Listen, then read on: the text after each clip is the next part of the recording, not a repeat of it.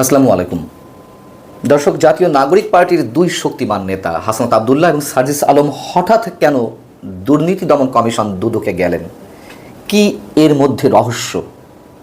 তারা যখন বুধবার দুর্নীতি দমন কমিশনে গেলেন তখন সাংবাদিকদের প্রশ্নের উত্তরে তারা যা বললেন সেটিও কি আমরা খুব স্বাভাবিকভাবে ধরে নিতে পারি?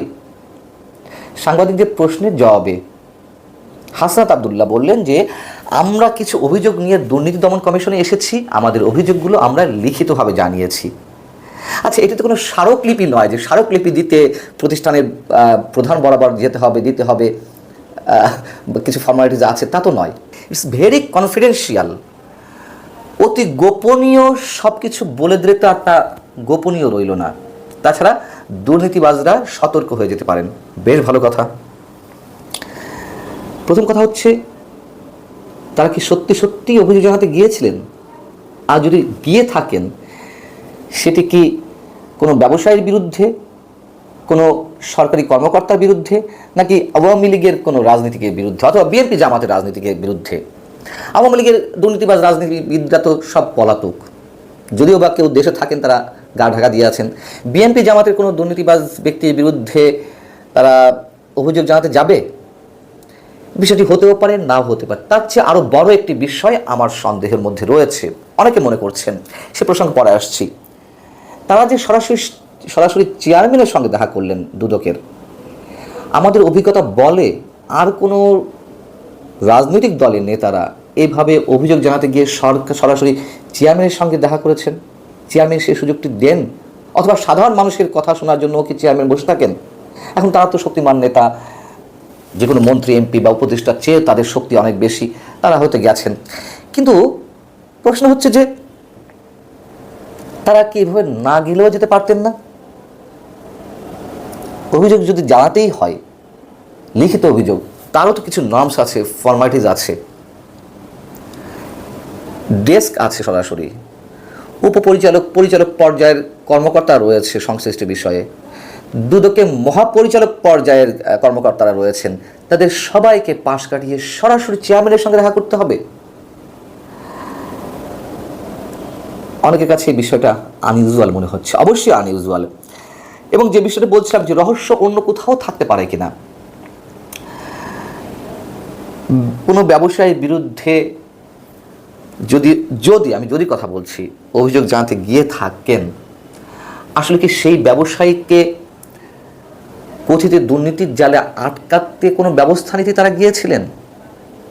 তার কারণ এরকম অভিযোগ তো এরই মধ্যে নানানভাবে উঠেছে যে জাতীয় নাগরিক পার্টি কোত্থেকে তাদের কার্যক্রম পরিচালনার জন্য অঢেল অর্থ পাচ্ছে, এবং কোত্থেকে পাচ্ছে এই প্রশ্নের জবাবে জাতীয় নাগরিক পার্টির যিনি এই মুহূর্তে আহ্বায়ক নাহিদ ইসলাম, যারা এই মুহূর্তে তাদেরকে চাঁদা দিচ্ছে না বা অনুদান দিচ্ছে না, আমি ভালো শব্দটাই বেছে নিলাম, তাদেরকে ফাঁসাতে বিশেষ কোনো প্রক্রিয়ার অংশ নিতে বা বিশেষ কোনো প্রক্রিয়া তাদেরকে আটকাতে তারা কোনো সুপারিশ নিয়ে গিয়েছিল।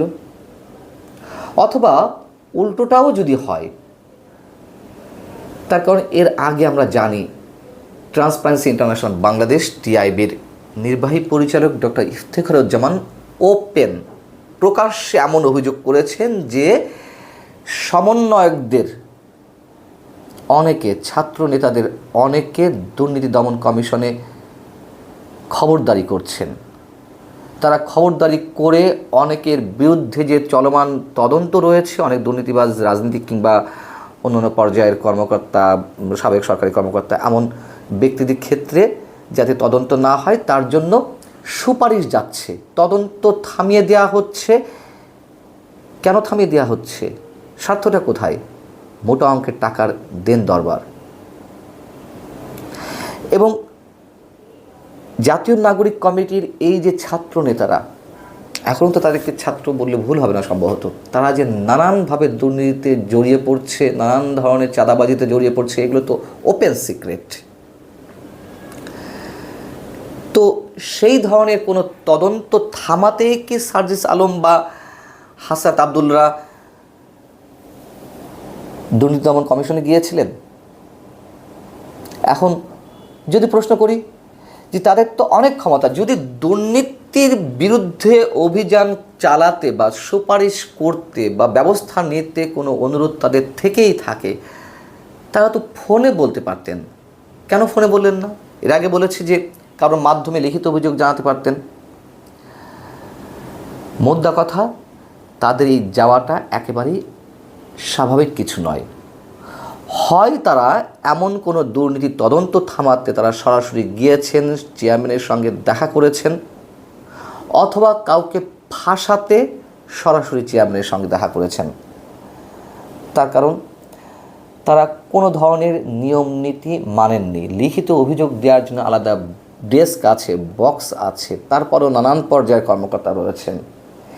সেগুলোর কোনো কিছুই না করে তারা সরাসরি দুর্নীতি দমন কমিশনের চেয়ারম্যানের সাথে দেখা করলেন, কথা বলে আসলেন।